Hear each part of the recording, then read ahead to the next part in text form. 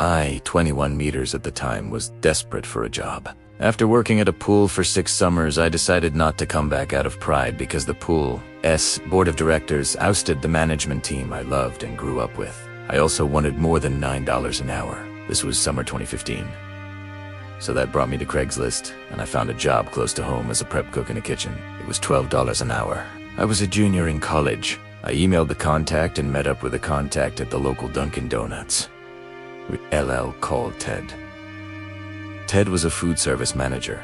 We hit it off professionally instantly, and he offered me the job on the spot. As I was about to leave, he said, "Oh, by the way, the location is in the kitchen of an all-girls sleepaway camp.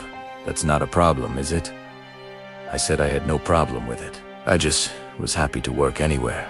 So the next week, I met with Ted and the head chef there. We do a walkthrough of all my duties and toured the kitchen and walk-in facilities, as well as the general camp area. It was in the middle of the woods, on a lake. Typical northeastern summer camp with log cabins and buildings. While I was in the kitchen talking to Chef and Ted, the director of the camp came in. She was in her 70s. Short gray hair. She reluctantly introduced herself. She seemed disappointed to see me for some reason. I am a friendly guy and really don't have any problems with anyone, but I have to say this was one of the worst first impressions I ever had. I could physically feel her dislike toward me, or the choice that the food service company had made choosing me for this job. Later that day, Ted pulled me aside and instructed me I am not to talk to any of the girls, and I am not to even look at them.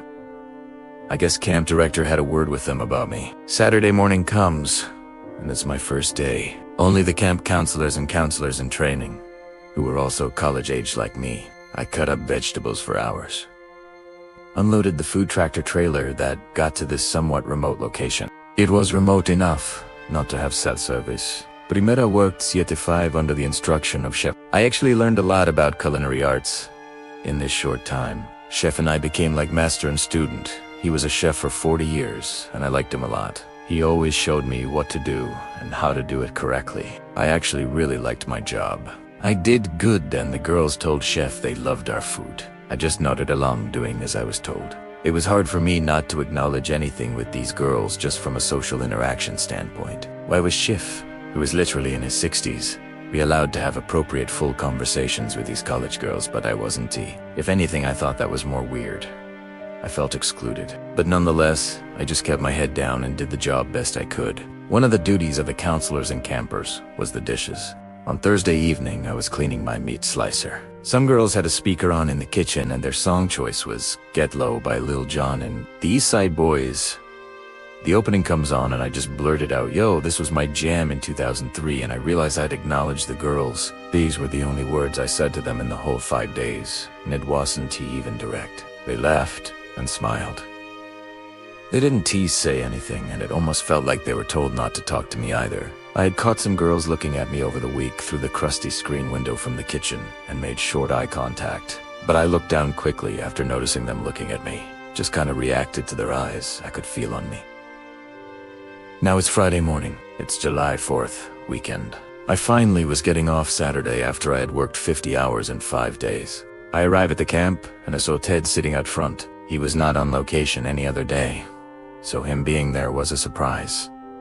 He looked a little distraught. I get out of my car, and he quickly approaches me. He says my name and says, "Let us take a walk." He sits me down on a bench. "Man, I am sorry, but the campus board of directors heard that an attractive college-aged male was working in the kitchen, and they decided they'd want someone like me working here.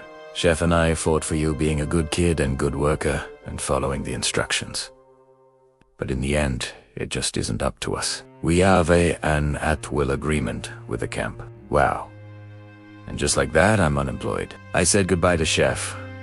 A minivan pulls up with my replacement, a woman in her 40s. I just looked at her, nodded, and got in my car and left. I was absolutely sick. I'm out of a job because of who I am and no other reason. I wanted to cry, spending all of June looking for a job. Finally getting one, and then it's all gone in 5 days. At the same time though, as someone who was fat and lost a lot of weight and had pretty low self-esteem growing up about my looks, I was kind of flattered. I'll be honest, My confidence as a bachelor grew significantly after this event. I went home and packed a bag, and I decided I would surprise my family down the Jersey Shore where they were at our family, friends, large seaside second home. I had been invited, but I declined because of work obligations. After all, Saturday was my only day off. They were on the beach lounging. It had taken nearly 4 hours to get down there because of scores of holiday weekend traffic. It normally takes 2. I had been through a lot that day, and it almost felt like that final scene in The Shawshank Redemption on a smaller scale. They notice it as me walk in toward them. They were like, "Aren't you supposed to be at work?" I was like, "Funny story, guys," and told them what happened. I ended up going back to the pool. My sister still worked there, and luckily I didn't burn any bridges. They took me back at a slight raise, and I was grateful they did. I had worked there from age 14 to 20, so I was back at home. At the time, I wanted to pursue legal action because surely this is discrimination, just to get a summer's worth of money out of them. It also took like a month to get paid. I talked to lawyers who said I pretty much have no case, because I had done. T worked there that long, and one even said he heard of a case in Iowa or something where a girl was fired for being too hot, and the court sided with the company. Just probably wasn't worth it. I decided I would just take the L looking back now. It was probably the best thing. I put myself in their shoes.